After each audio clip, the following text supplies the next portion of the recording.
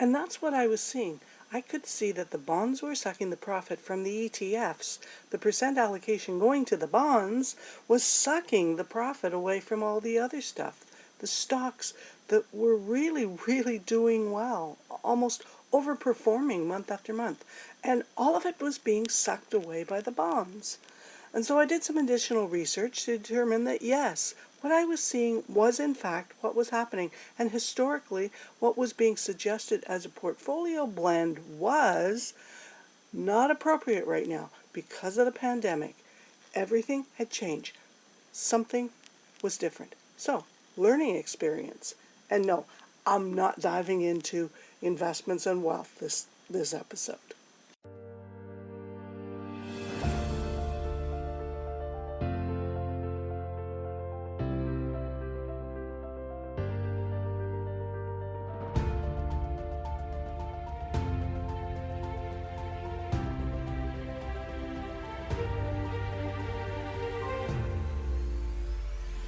You're listening to the Unshackle Your Life podcast with Debbie Colburn, the place to break through all of the hidden things that hold each of us back, things that scare us and things that challenge us, and things we're just plain fed up with. We talk all things money and business, big and small. We dive deep, we get real, and we get raw, discovering and exploring what is really possible for you. It's a restart. If you've ever struggled with shame, worry, or just plain self-doubt, if you've ever thought it's not enough when you looked at your bank account or your credit card, if you're sick and tired of living a cycle of crisis to crisis to crisis, no matter whether it's in your personal life, in your business, or your relationships, then this is where you need to be. We'll bring you new ideas, tips, and tactics, and connect you to the resources to get you unlocking your own shackles and release your unique abilities. No matter what's going on in your life right now, maybe you're in survival mode, just barely getting by, living day-to-day, paycheck to paycheck. Maybe you're in a job or a career or running a business that is leaving you on empty, depleted, uninspired, or anything in between. I've got your back. Ready? So buckle on up, take a deep breath, and join me in a conversation about jump-starting your life and breaking free of your shackles and create that thing that you've been scared to ask for.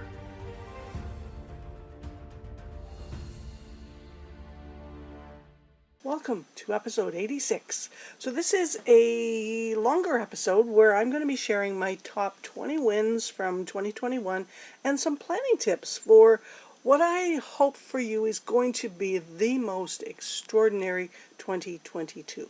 And maybe you're like me and you resist celebrating yourself because things come pretty easily to you, average things. Or maybe it's you who are your absolute worst critic. Yep, me too. Well, I have to say, it's really my inner gazoo. You remember that guy who is my biggest critic? Just the other day, I was watching a podcast from the Boss Babes. I'm going to go on a little bit. I'm going to share a little bit of something that's important to understand before we go right into the episode. So it's a bit of a training at the beginning here.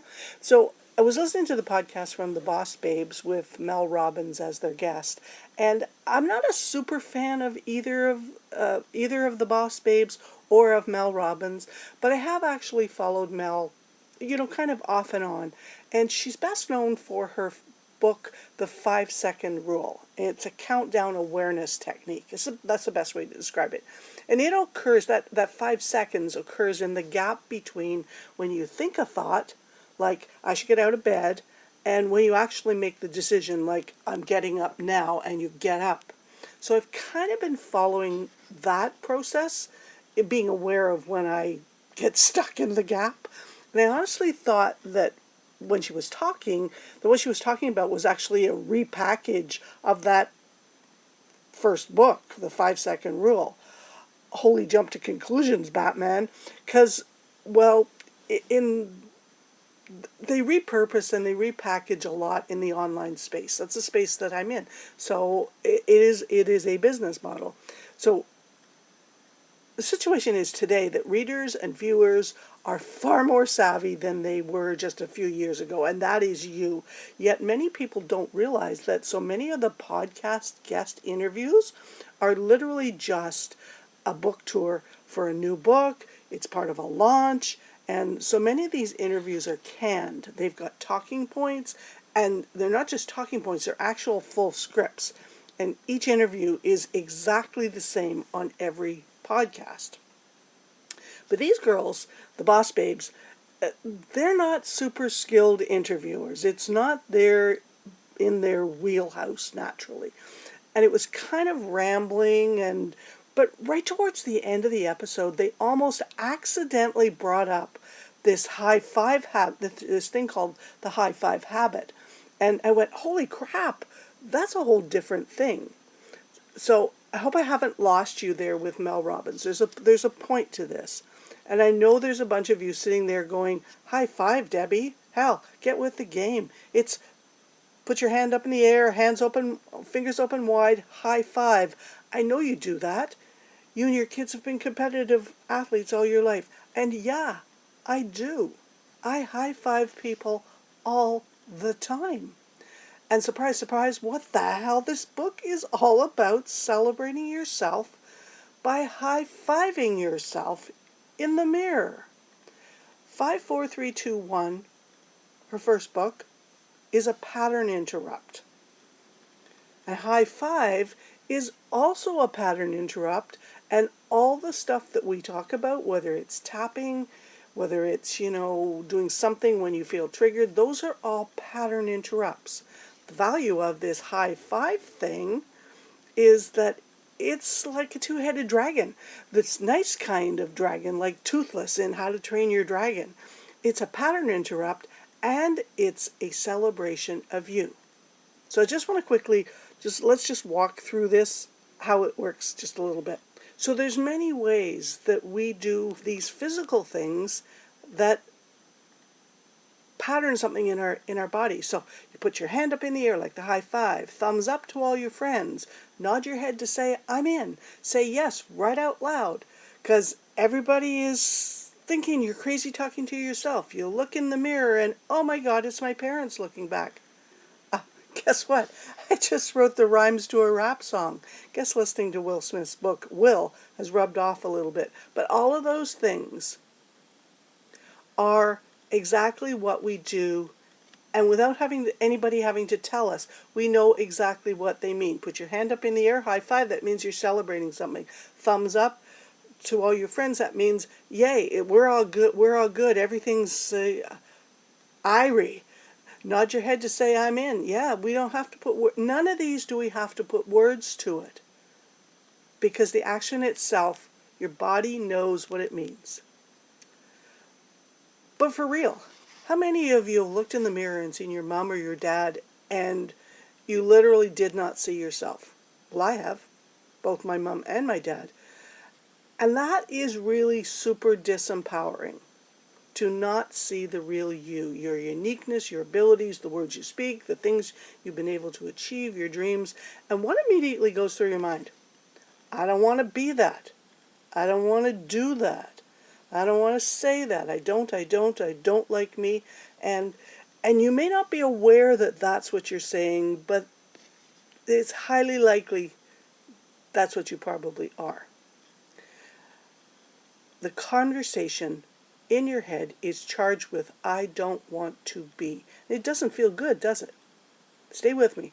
There's a whole point to this, and then we'll get to the wins. The power of a high five is to up-level the energy, push it up the positivity scale to find a better feeling emotion. It's simple. When you see yourself in the mirror in that really nicely clean glass window at night, the office ones where you forget that everybody outside can see you as clear as daylight and you can see yourself, or where you can see all of the things without the negative voices, the meaning of your inner gazoo, that inner gazoo is trying to get you to pay attention. When you use the high five in the mirror, you get up, you look in the mirror and you go, high five me. You don't have to say any words. It takes that high five in the physical movement that all of us know in the deeper parts of us, and it says, you are awesome, great job, you kicked ass. When you high five yourself, you're telling you, me, I'm awesome, I'm smart, I'm efficient, I'm productive, I'm beautiful, I'm all the positive things reflecting exactly the way you would celebrate for someone else. And I'm going to be really, really honest here. I don't know what the science is behind it, and there is good science behind it, behind the pairing of a physical movement with an affirmative thought. And it just makes logical sense. And then over time, that physical movement just automatically becomes positive reinforcement. When you think about it, when you high five somebody, what are you thinking? Yay, good job, attaboy, way to go, all those things. You never have to say the words, right? Sometimes we do, but you honestly don't have to. You just have to high five. You can fist pump, you can thumbs up, you can make that heart shape with your hands. I heart you, I love you, I love you. You don't have to say a word, and yet your mind knows exactly what that means. That's what high five does. And as soon as you high five yourself, you don't have to say a word. Your mind is going, yay, yay me, yay, yay, yay, that person in the mirror. So why am I talking about this? Because I decided a little while ago that as we were closing out 2021, that I was going to do an episode on the wins from 2021. Not novel. There's lots of people out there on Instagram and on Facebook and maybe even in your emails that are doing this. But I want to help you see why that's important. To help each of you see where you had wins, but you might have just glossed over them thinking nothing was going right for you, or that you hadn't made progress, or you got stuck in this COVID pandemic doom, gloom, and doomsday thing. And that is so not what the world is right now. The challenge is that these things are what I call micro wins. They are not big. In fact, they're tiny. Yeah, you know, we all relish and celebrate the huge, huge wins, and then we go on to the next thing. And even when we're celebrating the big ones, it's like one day and done and gone. But the power of building anything worthwhile is in what's called celebrating. And you celebrate the micro wins. You embed them in you. And we tend to do this a little bit more with our kids, although not nearly as much as we need to do. And we also do it with our dogs. And I know that in the world of dogs, this is an area that is greatly deficient. Although we do it more with our dogs than we do with ourselves, it's still greatly deficient. This is the scenario of always looking for that big, big, big end result and not celebrating all these little micro wins all the way along the path. So I'm diving in, sharing why it's a win for me. And there were, easily over 100 over the last year to pick from. So I've got my favorite 20. And I know that sounds like a lot. So I got a little bit chatty at the beginning, but I think it's important to listen to my thinking behind them. And then as we get towards the end, it's just they're a little shorter. But these are my most impactful ones. And my hope is that you will give this a try for yourself. And if you can only think of 5, cool. Go back to your journals. If you haven't been journaling, maybe today's the day to start. And we all know journaling is scary. What comes out of your head through the pen can be hard to hear. But wouldn't you rather get it out of your head so that you can see it for real than keep guessing why you can't figure something out and why you keep making the same damn mistake? Whether you do it with paper or pen, whether you do it like I am here. So the original recording of this I did when I was on an 8.5-hour solo drive from Canada, from Ottawa, down to see my daughter in Baltimore, Maryland. And I had my trusty Google Pixel on the seat beside me. I had voice recorder turned on, or you can just get it into a Google Doc on your laptop and just let it flow, and then go back and edit through it. So let's get it all out, including all those micro wins. So I want you, every one of you, this is my request of you. Celebrate every single win that you had in 2021, no matter how small it is. So my number one big win this year has actually been bringing on a small team. And I tried 3 times before to bring a team on of very, very part-time virtual assistants to help me out. And every time I got right to the end of the process. Last time I even got right through the basic interviews. I knew exactly who I wanted and who I wanted to bring in, and I just couldn't pull the plug because I was still going through some things I needed to work through in my head. Some of my money blocks that were absolutely ridiculous, but that's my number one big win. These ladies are amazing. Number 2, and this one is going to sound really, really silly, standing up for myself and my rights as a tenant in our high-rise building, 37-story high-rise, and saying, no, it's not okay to be doing construction right outside my terrace, 8 feet off my terrace, with two 8-story high augers going 5 stories in the ground from 7 in the morning until 7 at night, 6 days a week, and not compensate me in some form or fashion. And asking for what I want. Opening my mouth and asking for what I want and getting it. So, asking for the want. That's the win. Number 3, and some of these you will think that I just needed my head examined, but maybe that's it. But these were points of resistance for me. So number 3 is getting, and you guys know me, I love to travel all over the world. It's my favorite thing in the world. But I kept putting it off and putting it off and putting it off. So number 3 is getting on a plane from Calgary, West Coast Canada, flying 2,200 miles east to Canada's capital, Ottawa, to see my parents for 2 weeks because I hadn't seen them in 20 months.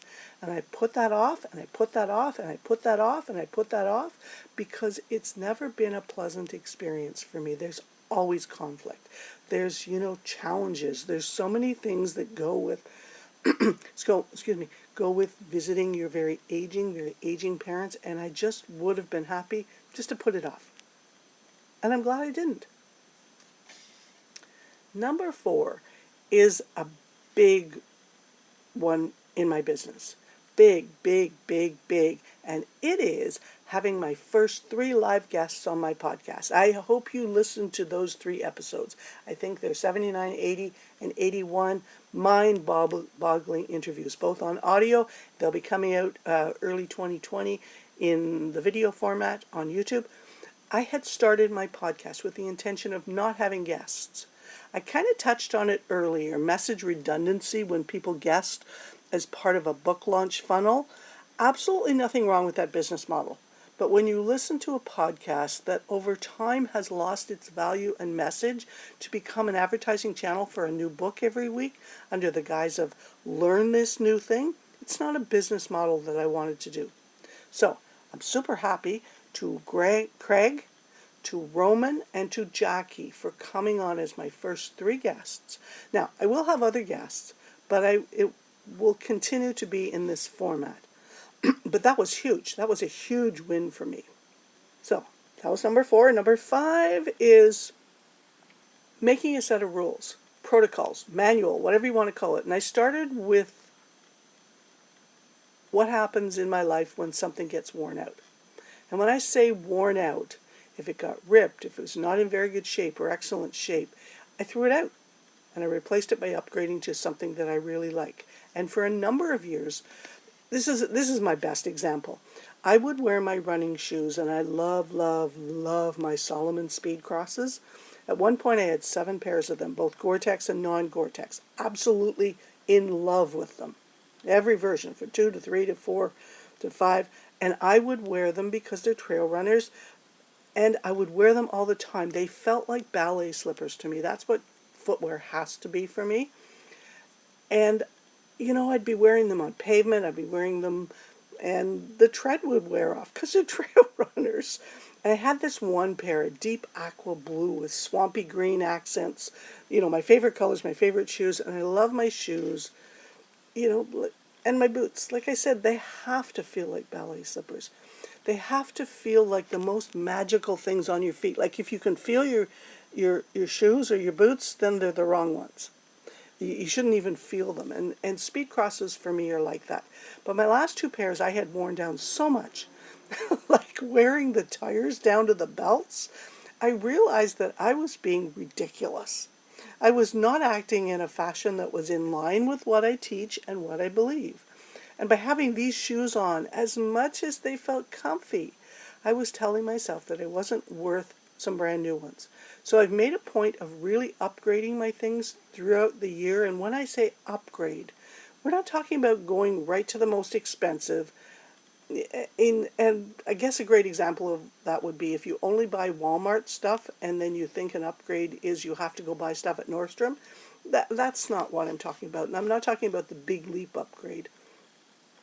Think about it if you're buying your stuff at Walmart, so you just maybe step up a little bit to Target or Kohl's, something like that. These upgrades also don't have to be monumental. For some people, like me, old, used, vintage stuff is a downgrade. But for some people, getting a new to them thing, amazing classic dress, piece of furniture that's vintage, is a huge upgrade in their living room. So that's an important thing to remember. Upgrades go both ways. Number 6. This is jam-packed. Like, guys, some of these are packed with little tips and hints and stuff like that. And some may resonate with you and some may not. Number 6 is I upgraded my financial wealth contributions. And that was a massive win. Now, in all transparency, I'm going to tell you that I also sabotaged it, rated it, drawing it down a bit, drew it down a bit. So I'm in the process of reworking that. And we talk about this all the time. And sometimes it takes a bunch of kicks at the can to get something to stick. And that's how this was.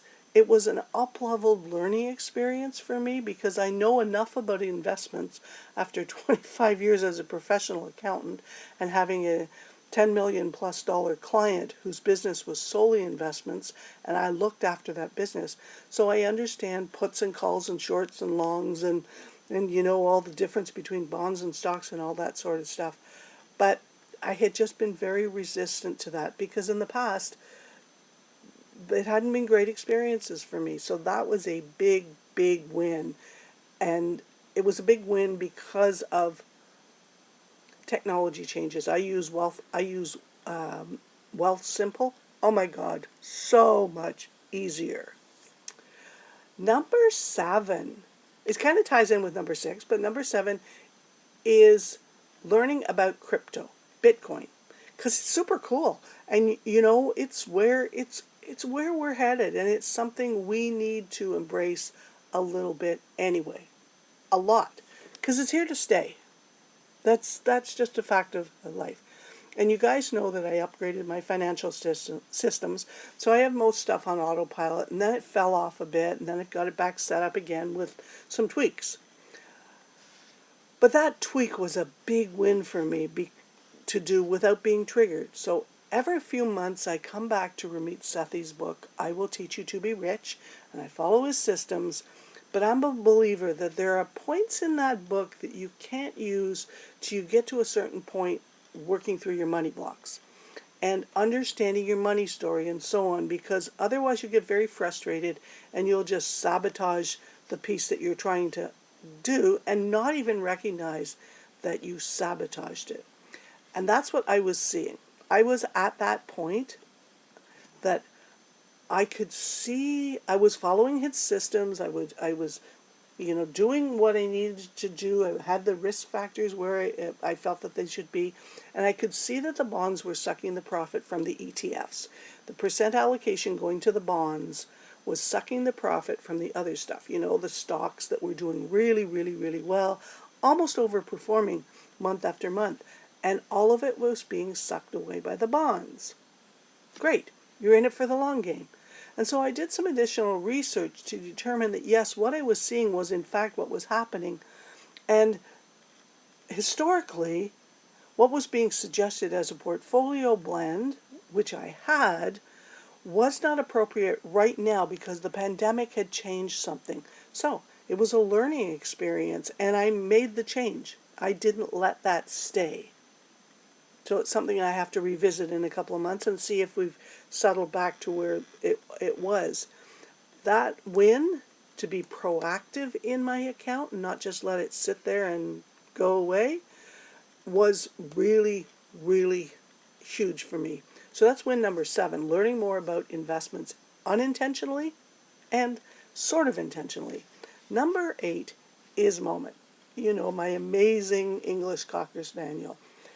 Oh my gosh, for all my life I've been grooming my dogs myself, and most of my life I've either had 2 or 3 dogs. You know, I topped out at one point with 5, all of them with high maintenance coats.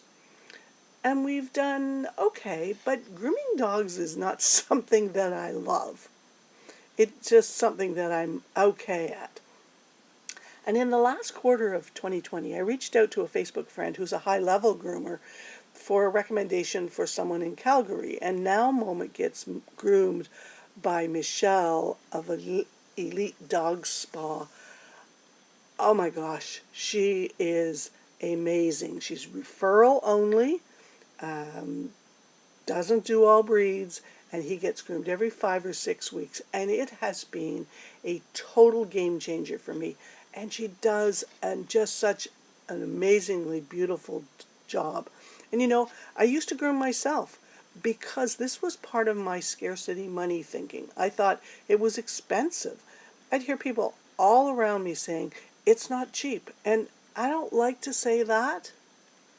Those are phrases that I don't like to use. And here's the thing.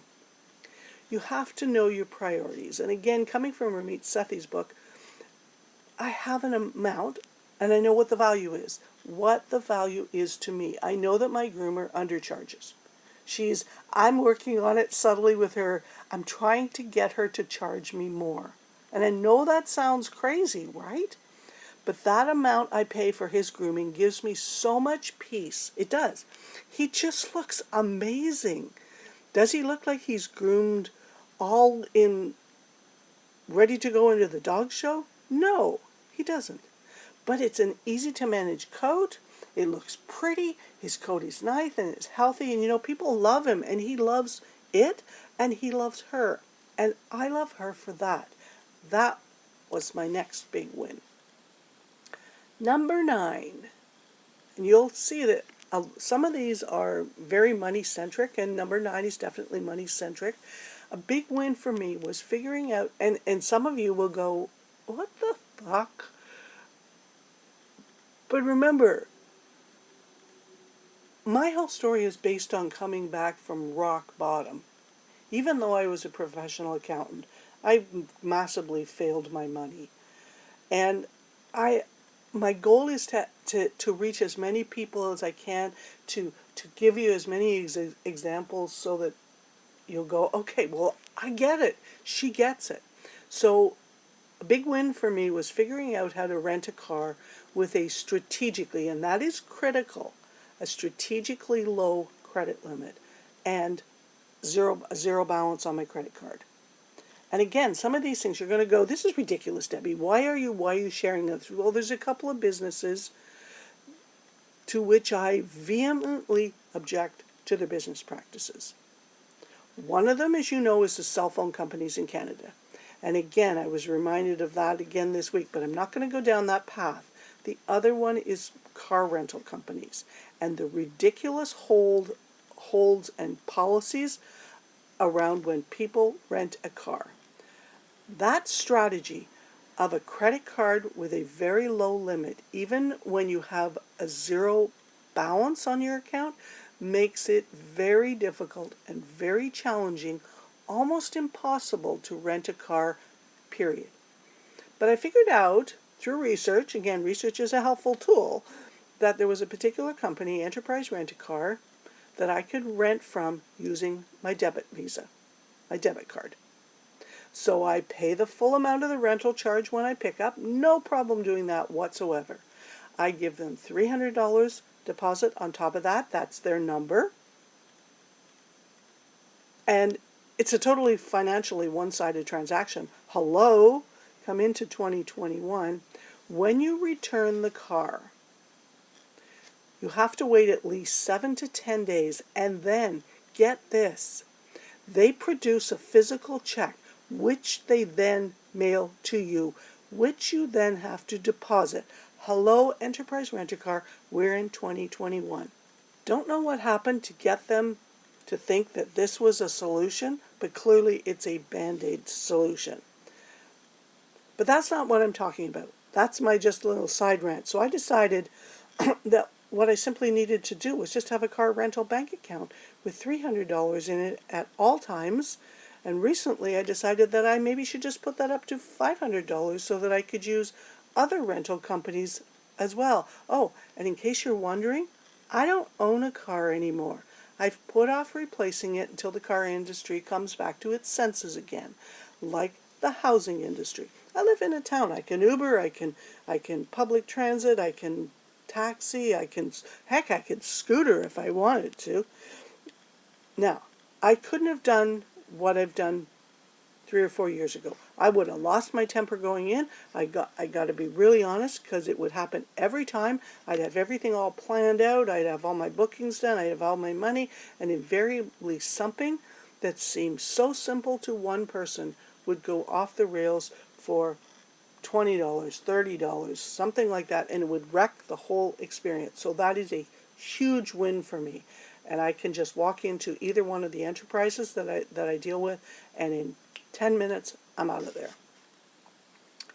Number 10, again, another money-centric one, is staying on top of my credit score. And I know this is a little bit of an odd one. If you listen to the interview with Craig Stanlin, episode number 79, towards the end of the interview, we talk about why people get so obsessed by this crazy number. And you're probably thinking, I couldn't care less about it. And the truth is, I actually don't. But I'm not naive. I have a big issue with credit scores. The calculation is outdated. It's antiquated, and it's ripe for disruption, because whether or not you track yours or not, it is easily manipulated. And it is heavily skewed in favor of people with debt, and against anyone who has tried to rebuild, anybody who works on the pay for things now. Even the category numbers are skewed. When you move from one category to the next, one category is only 15 points wide, and one is 300 plus points wide. And I bet you can guess on which end of the scale those are, right? Moving from poor to fair is a massive number. Moving from very good to excellent is a nudge. Credit score is just a damn number made up by the finance industry, and it literally is behind the number one stressor in any relationship. And it's an antiquated system. It's a system that was set up from my parents' generation, coming out of my parents' generation and into my generation, where everyone was encouraged to have debt upon debt upon debt, credit card upon loan, upon mortgage, upon equity, upon all of these different you owe somebody money things. And in a future episode, I'll share what I've learned about the undercurrent of the credit score data. But I've really been staying on top of my number like every week, and I don't freak out if it goes a couple of points the wrong direction, because I know exactly what it is, and I know the data that drives it. Even how the actual companies report the dates, whether they're delayed for a couple of months and what their effect is, I have a goal. And I understand that it is a rigged system. I understand you may see things that say the average credit score in Canada or the US is 700 or 720 or something like that. But what the piece is that they don't want you to know, and I might be talking directly to you, is that in order to get that, there is a lot of debt behind it. That people are struggling with that debt, that people are stressed out about it, and they are not talking about it. Their relationships are falling apart, and so on. I am passionate about helping people change their money story, find and release their blocks, live into their potential. So this one is huge for me, and it continues to be a learning experiment so that I can better serve each one of you. Another big win. This one I love. I love this one. Excuse me. And you might remember from early 2019, I did an experiment. Let's call it a research project. Over 30 days, I wanted to put myself in a position where I was around a ridiculous amount of money, like where you could just stand there and all you could see was money, be surrounded by money. And I wasn't exactly sure where to find that. And in a flash of brilliance, I realized that any casino is where I could find that. And the bonus was that the money is brand new. Like, whoa, crisp, brand new, never touched. And you can find yourself sitting next to someone who's got thousands and thousands and thousands and thousands of dollars and who are also winning those amounts. And the purpose of the experiment was when I put myself in a situation of being surrounded by massive amounts of money, I wanted to discover how did my system respond. I wanted to find out what it felt like, what warning signs my brain was giving, what was my body giving off, what did I do, what did I feel. So I did that, and I took the data from that. And I did not become a gambling addict. And I learned a ton about how the slot machines work. That's key. Thank God for the pandemic and for Hard Rock Casinos and their amazing online system where you could actually simulate it online without spending any money. I discovered that even not spending any money, doing everything for free, I could also, the same thing, my brain could not tell the difference between actually playing in a physical casino with real money versus doing it online. And let's be real, the leap from 100,000 to a million in points online was huge. But I had a major stumbling block when I went to 18 million and when I went to 23 million, and it was just new level. At each new level, you could feel it. So it was a crazy experiment, and I was able to identify and change some of my money thinking from both of those experiments, both the online one and the real one. And one big thing was identifying what happens and at what levels when I hit them, when my brain thought, oh my God, you're running out of money, what did I feel in my body? And what did I hear in my head? And I could tell by, and this is not new, obviously they study this in casinos, so they know how to set stuff up, but most people don't realize it, and I actually watched it in other people as well. I did a lot of observing. I could tell by the change in the speed that I hit the button, the intensity that I hit a button, and I've been very strategic of managing those pieces. So my biggest win this year is that I've actually continued that experiment on a kind of hit and miss basis, like as opposed to that intensive 30-60 day one. Now I use it as a testing thing. So about once a month I go to the casino, I monitor my thinking and my feelings, what's going on in my life, and I pattern interrupt anytime I feel any negative or panic or non-empowering things coming through. And unlike when I first started, and I could feel an insatiable need to make sure that I left with not even a penny left. Yeah, like that's a real thing. I have consistently been able to have better interactions, consistently been able to come away with sometimes 3, 4, 5 times as much as what I start with. And I actually set an intention to have that happen, and I'm aware when I'm going down a rabbit hole. And obviously, well, maybe it's not obvious, but I also allow for the expected losses because the machines are programmed. The table, everything is set where people win 83% of the time. It's a little bit higher if you're on a higher thumb. But I know that. So I'm sitting right around the break-even point. But that's been a big win for me because it's been an arena where I've been able to monitor and maintain my thinking and keep it sitting on the positive side. That, I can tell you, having watched enough people win 10, $15,000 at a time and lose 5 and 6 in a night, that is not an easy thing to do. So number 12. Early in the year, no more money right now. Early in the year, I decided to make a change in my eating, break some generational habits, and starting with HelloFresh. You know, the meal delivery thing. And then I switched over to Robin Cyrus's Mastering Diabetes program. I had been following them for a while, again from one of the book podcast interviews, and I lost 17 pounds by switching to a 95% vegan lifestyle. And funny thing is that, you remember the network marketing company that I joined in 2014, Arbonne? And I still have that business. I still use those products, and I still, every once in a while, I'll still promote those products. And if you're interested, just hit me up because the stuff is amazing. It's not cheap. Okay, let me rephrase that. It is worth the money that you pay for it.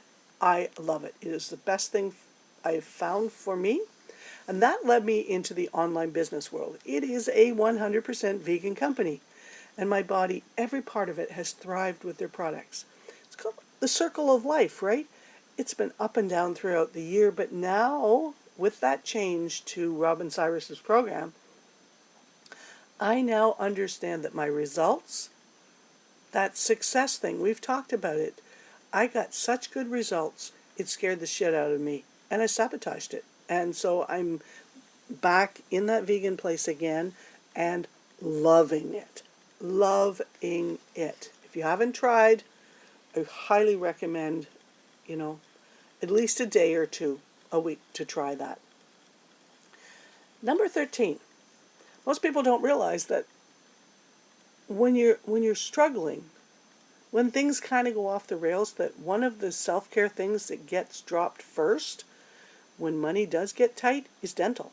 So in 2021, I made a commitment to myself and took 3 huge steps in upgrading my dental situation. And here's the thing. They did the whole review. X-rays, photos, everything, every little nook and cranny in my mouth. And I had chosen the company that I most resonated with, and they are not at the bottom of the scale when you talk about cost. They actually charge 35% more than the Alberta Dental Guidelines. And I think they were expecting me to fall off my chair or jump on financing it when they showed me the estimate to get everything back to better than before. Let's call it better than before. Yes, $23,000. I didn't. And you know what's really interesting is that I didn't freak out.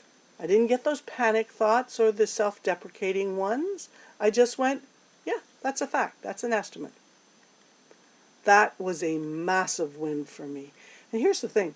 I've been planning to do a test move to Medellin, Colombia in late 2019, just as COVID hit. So that kicked that off the plan.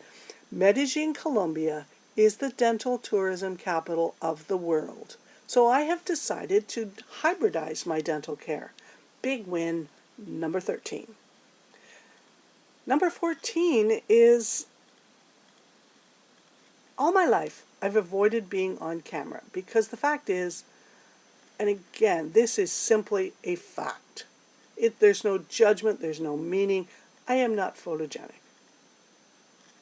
That's not saying I'm not beautiful or intriguing, or it's just simply a fact, but my mother has routinely made negative comments about my choices not to be on camera. I simply prefer seeing nature and unique views and colors and textures and artsy shit from the camera lens. Yet I found that I was being invisible. My business was invisible. That I'd made it really, really, really hard for people to find and connect with me. to how to work with me. So in 2021, I came out as authentically and honestly as I could on my socials, and this is part of it. This is actually a tremendous example of that, and in my face-to-face connections. And I attribute a lot of that to having realized how much shame I was actually carrying from my story. And if you haven't followed my story or read my story or know my story, episode number 1 in the podcast. And then every episode since then, you'll know my whole story. Number 15. Win 15 is what I learned when I just stopped talking. Just stop. I've always been a great listener. It's one of the super skills that I truly own. Yet the downside of that is the need to share what I know and what I'm learning. I'm an enthusiastic learner, and I love sharing what I know. And not being able to speak is like having to sit on your hands. It's like putting duct tape across your mouth, especially when you know you have something that could really, really help the person. And the win is that I know I'm in the wrong room, and I'm not being arrogant here, but I'm at a higher stage than the others. That is the win. More and more I'm discovering, and I've always been that way. I'm much more comfortable in people who are more advanced than me, more successful than me, more knowledgeable than me, but I had slid back a bit to where I was, you know. The quote goes, if you're the smartest person in the room, you're in the wrong room. Simple as that. That was my win. Wrong room. Zuh. Number 16 has been a really tough one for me since physical touch is not my love language. And if you are not familiar with, I think it's Gary Chapman, he has a book called The 5 Love Languages. Mine is acts of service. My dad's is gifts, even when they piss my mom off. My daughter's is quality time, my sister's is physical touch, and my son's is words of affirmation.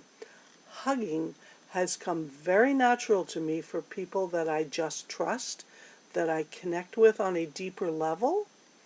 Yet again, for most of my life, my mom has continued to embarrass and shame me in public for not wanting to hug someone. So if you have grandkids, you're probably at that thing where, kids aren't some older people would say, well, go hug her, and the parents will say, no, well, I'm not going down that path, but I allowed her to shame me. And in 2021, I've delved into the area of unconditional love and forgiveness. And I shocked both my mom and my dad by hugging them both when I arrived and when I left. Now, it still felt sticky, but not like before with strings attached. And that's not being callous, it's just being authentic me. It's the recognition that physical touch is not my thing.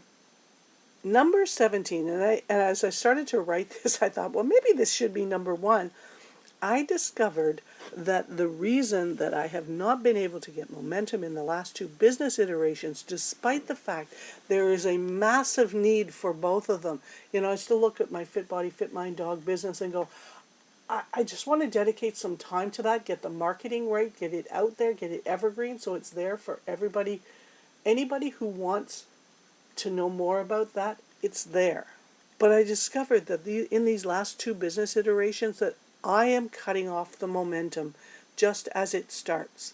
Just as it starts to flow, I throw this, close your eyes when I say this, as momentum starts to flow, I throw, and that's the river of a momentum, I throw large logs into the river, and then I throw plastic bags and a bunch of cans and some sticks and a bunch of river trash, small branches, leaves, grass, whatever, and voila, the river called momentum is jammed up better than a beaver could do it. Now, if you're not sure what that looks like in a business, not responding to comments on Instagram, ignoring emails, creating a great piece of actionable content, and then leaving it in your Google Drive, putting off the work your VAs have done and leaving it in the pending folder. Number 1, that we started this whole episode with. I see it now, I feel it, and I hear myself, and I cut it the fuck out, and I just do the thing. That is a big win for me this year. And I hope if you're doing something similar, that you start recognizing when it happens. Big, big, big win. And this is actually a win-win. And a perfect example of what happens when you get your money thinking right. When you start working and get the money blocks out of the way. Start changing your limiting beliefs. On the 1st of December, I won $500 US cash on day 2 of a live event I attended. I have never won anything of that size before. Through the year, though, I have celebrated every single small win on lottery tickets that I've bought. I've celebrated the wins at the casino, the $300 and $400 wins. And here's the thing, woo-woo alert, I manifested the win because I set an intention for it at the beginning of the event. I felt what it would look like, and when they opened the Zoom so that I was in front of 1,000+ people on the big screen on Zoom, asked to share about my business, I was so ready. Remember my win from number 14? 19. I'm going to dive a little bit more into this upgrades, and more upgrades. The new habit of replacing something when it brings me no joy, or if I don't love it. You can see how important this is. I think I might have doubled up on this one, or it's starting to be worn up. Instead of wearing the socks I super love after they have a worn hole, I go and find the next pair to love.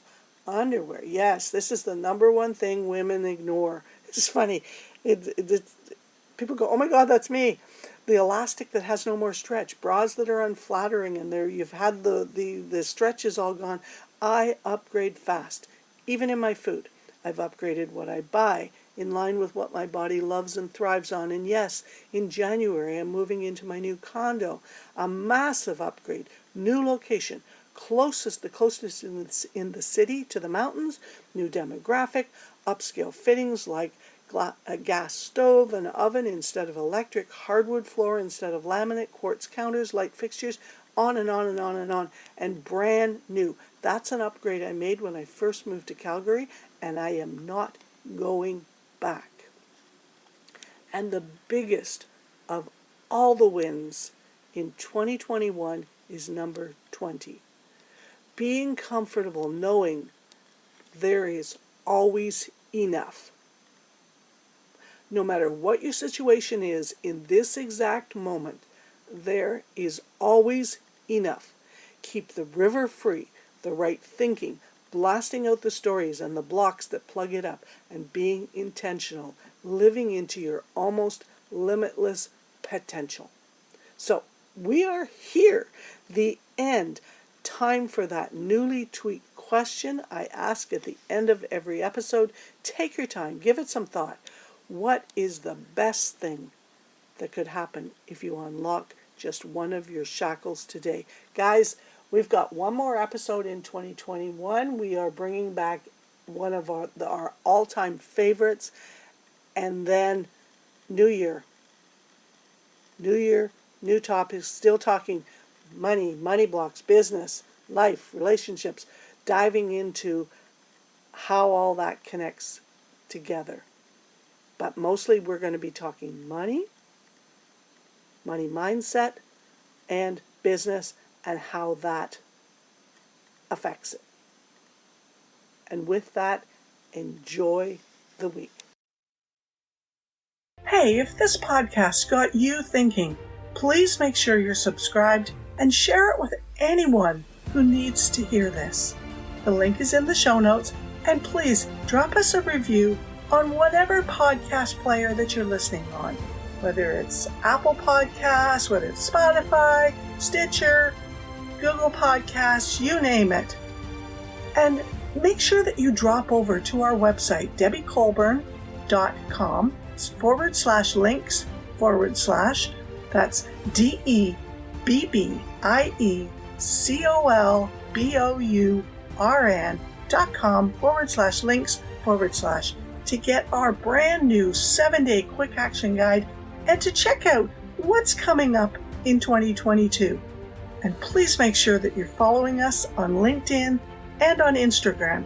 Just to keep you on your toes, has a slightly different name, at MS Debbie Colburn.